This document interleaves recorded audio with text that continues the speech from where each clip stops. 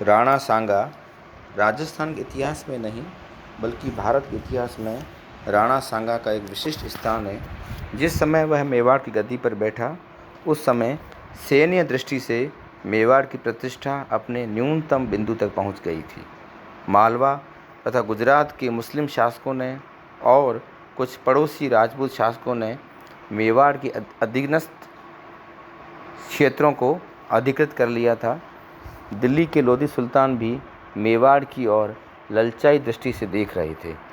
अतः गद्दी पर बैठने के बाद सांगा ने आंतरिक व्यवस्था स्थापित की, मेवाड़ के खोए हुए क्षेत्रों को पुनः अधिकृत किया तथा मालवा और गुजरात के मुस्लिम शासकों को ही नहीं बल्कि दिल्ली के सुल्तान इब्राहिम लोदी को भी परास्त किया।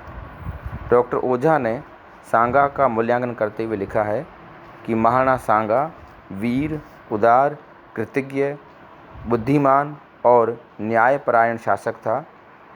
अपने शत्रु को कैद करके छोड़ देना और उसे पीछे राज्य दे देना सांगा जैसे ही उदार और वीर पुरुष का कार्य था। हरविलास शारदा ने लिखा है कि मेवाड़ के महाराणाओं में सांगा सर्वाधिक प्रतापी शासक हुए हैं। उन्होंने अपने पुरुषार्थ के बल पर मेवाड़ को उन्नति के शिखर पर पहुंचाया। राणा सांगा का प्रबल शत्रु बाबर भी अपनी आत्मकथा में लिखता है कि राणा सांगा अपनी वीरता और तलवार के बल पर अत्यधिक शक्तिशाली हो गया है। वास्तव में उसका राज्य चित्तौड़ में था। मांडू के सुल्तानों के राज्य के पतन के कारण उसने बहुत से स्थानों पर जो मांडू के सुल्तानों के अधीन थे अपना अधिकार जमा लिया। उसका मुल्क 10 करोड़ की आमदनी का था। उसकी सेना में 1 लाख सवार थे। उसके साथ 7 राजा, 9 राव और 104 छोटे सरदार थे। उसके 3 उत्तराधिकारी भी यदि वैसे ही वीर और योग्य होते तो मुग़लों का राज्य हिंदुस्तान में जमने न पाता। वास्तव में सांगा अपने समय का सबसे बड़ा प्रतापी राजपूत राजा और मध्यकालीन भारत का अंतिम हिंदूपति था। राजस्थान के अनेक राजा, राव और सामंत उसकी सर्वोच्चता को स्वीकार करते थे। उसने क्षत्रियोचित शौर्य एवं उदारता से समूचे भारत को गौरवान्वित किया। राणा सांगा एक उच्च कोटि का सेनानायक होने के साथ साथ एक कुशल राजनीतिज्ञ एवं कूटनीतिज्ञ भी था। मालवा गुजरात गठबंधन के बाद जब दोनों मुस्लिम शासकों की सेनाएं संयुक्त होकर सांगा पर आक्रमण करने को तत्पर थी, तब उसने अपनी कूटनीति से मालवा के सुल्तान को वापस लौटाकर गुजरात की सेना को भी वापस लौटने के लिए विवश कर दिया। इसी प्रकार महमूद खिलजी द्वितीय को बंदी बनाकर भी उसे मुक्त कर देना उसकी उदार नीति की चरम सीमा थी। पानीपत युद्ध में जब अफ़गान पराजित हो गए तब राणा ने इन अफ़गानों का सहयोग प्राप्त कर मुग़लों के विरुद्ध एक शक्तिशाली मोर्चा बनाकर उसने कुशल राजनीतिक कूटनीतिज्ञता का परिचय दिया। उसका दरबार शरणार्थियों के लिए हमेशा खुला रहता था, चाहे इन शरणार्थियों में राजपूत हो या मुसलमान। उसने सभी को समान रूप से शरण देकर क्षत्रियोचित गुणों का परिचय दिया था। सांगा का युग निरंतर युद्धों का युग था, इसलिए उसे सांस्कृतिक गतिविधियों और उसकी अभिवृद्धि की ओर ध्यान देने का पर्याप्त अवसर नहीं मिला। फिर भी संघर्षों के इस युग में उसने देश के सम्मान में वृद्धि करने तथा उसकी रक्षा करने का अथक प्रयत्न अवश्य किया।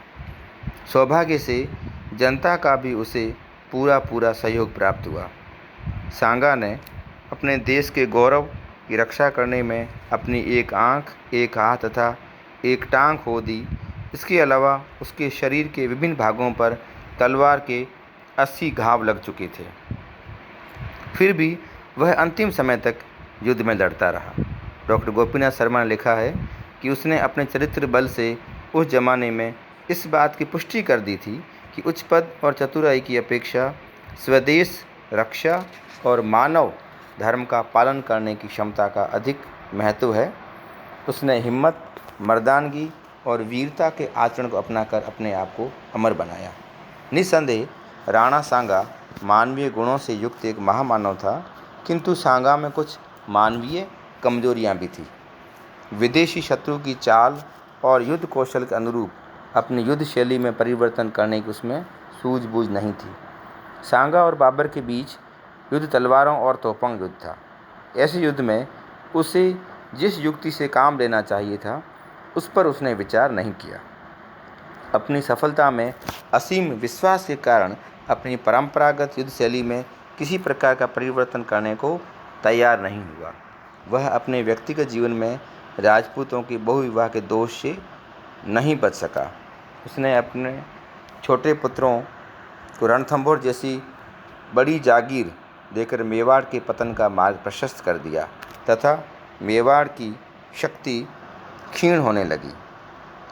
सांगा की इस भयंकर भूल के कारण ही आगे चलकर मेवाड़ गृह युद्ध के विनाशकारी भावर में फंस गया।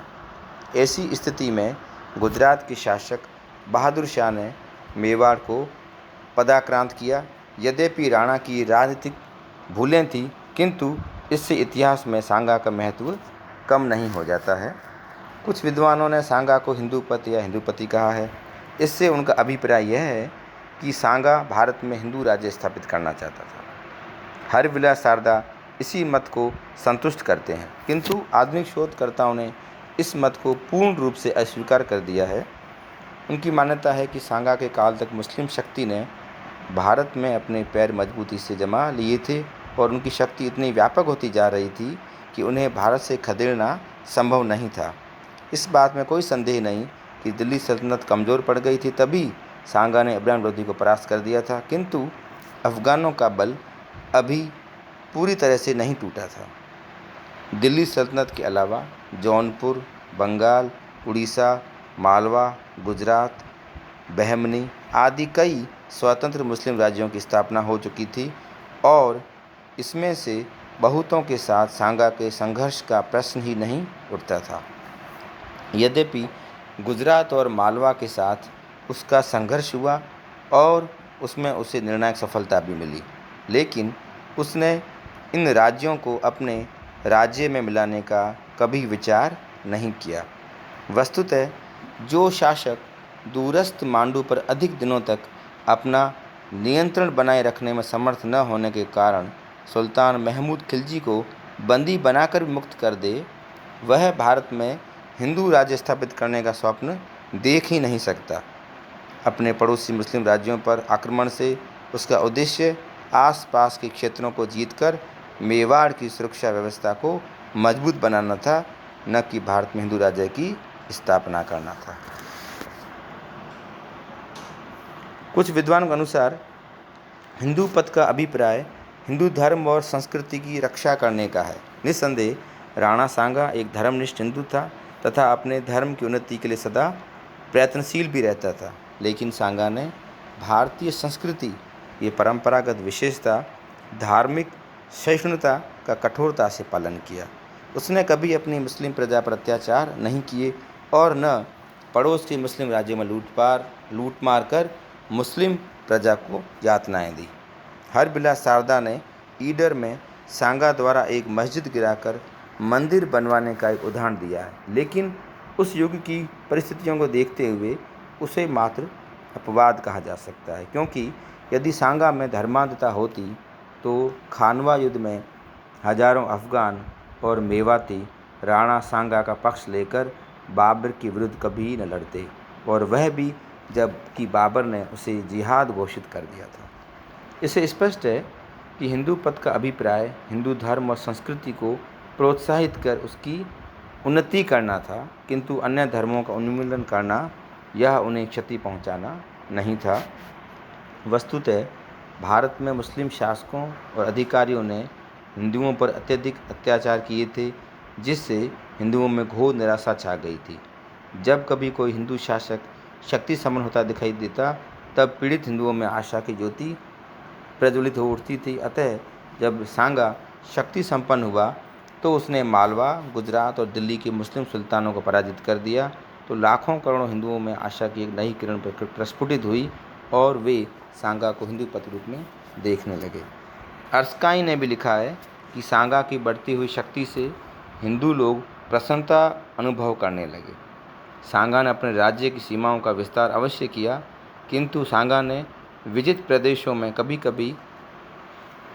कभी अपने धार्मिक विश्वासों को अथवा मेवाड़ी कानूनों या रीति रिवाजों को लादने का प्रयास नहीं किया। अपने व्यक्तिगत जीवन में हिंदू धर्म और संस्कृति को आश्रय देने अथवा उसकी उन्नति के लिए प्रयास किया था।